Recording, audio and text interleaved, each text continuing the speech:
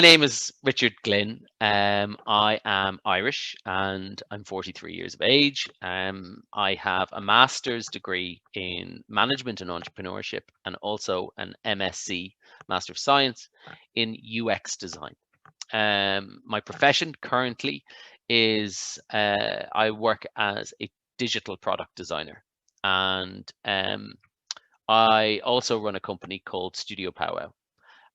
Studio Powwow develops entertainment brands for young audiences. And back in 2014, we launched a game, a mobile game based on our first entertainment brand, Ship Antics, called Ship Antics: The Legend of the Kiki Beast. And Ship Antics was very successful. It was featured in over 120 countries worldwide by the Apple App Store, and downloaded I think close to 1 million times. And it also received a lot of critical success, winning an award, a Power to Pixel award in 2014, and an Irish Animation Award in 2015.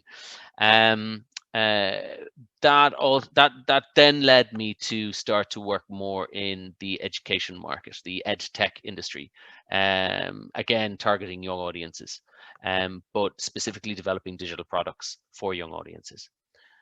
So on a day-to-day basis, I am designing digital interactions and digital products that solve problems for teachers and students in schools. This is my take on the critical Yeah, thinking. I can talk about because I just finished my master's, which measured or attempted to measure critical thinking.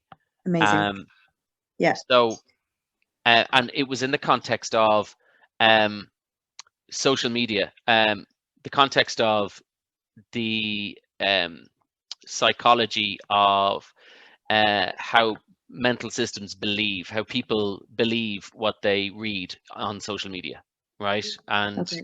um, why they believe what they read on social media, and how they can all put themselves into different types of groups, and that we're all kind of gullible, really, and that we have two different types of systems in our brain. It's called dual process theory. One Yes. system is kind of an intuitive system that I have to kind of recover all of this stuff in my brain. It's an intuitive system which jumps to conclusions, and because of that, it can't be critical. It believes everything, and actually, according to a lot of the research I looked into in critical thinking, that's our automatic system. We automatically believe what we read. We need to deliberate, need to slow down and deliberate in order to not believe something. And because we're scrolling mindlessly through social media, news feeds, etc., we're not engaging that system too, that other system that's a slower thinking, deliberative system, and that means that we're not being critical of the things we read, and we're believing misinformation, disinformation, and fake news. Right? Okay, so critical thinking. How have I applied critical thinking in my work? Well, first of all, what I consider critical thinking to be is when we slow down and deliberate on information. And these days we are flooded with information from a lot of different directions, not only just in the workplace but also outside. And we're getting messages all the time. If it's not from our friends or from our large social network, it's from our work colleagues, whether it's on MS Teams or Zoom or whatever. So we've a lot of information coming into us, and sometimes it's very hard to sit down and interpret that information. But the problem is that if we don't slow down and interpret that information, we may believe it, or we may not. We may not give it the critical analysis it deserves. So some experience I've had of critical thinking is a few. Uh, One example would be in my university master's degree, I developed a mobile app which looked at trying to slow down people's thinking while they were reading news. as a way to combat fake news, misinformation, and disinformation, targeting people who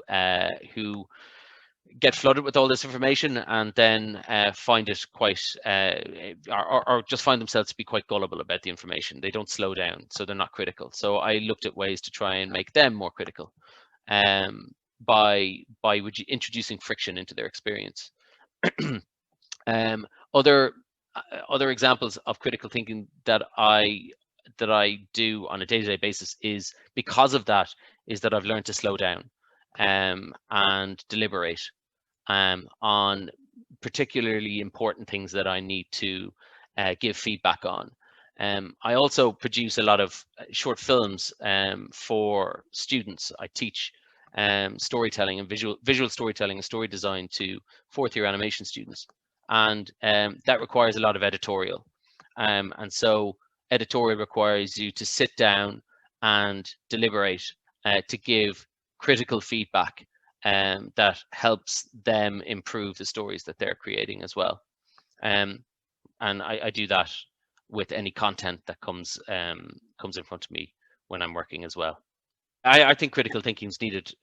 I think it should be taught in our schools, because I think it's needed every day. I think kids in particular need to be taught it because they are being flooded with information way more than we were when we were kids, and they need to be able to learn to slow down and deliberate on the information that they're giving, so that they don't believe all the misinformation or disinformation that they're fed.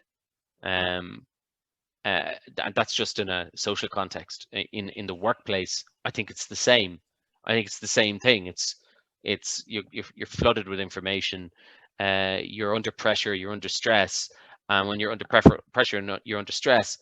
You may not just slow down and think and evaluate whatever information that's being put in front of you. I think critical thinking is a very hard skill to actually develop. You can be shown how to do it, but it also requires you to slow down, and we don't always do that.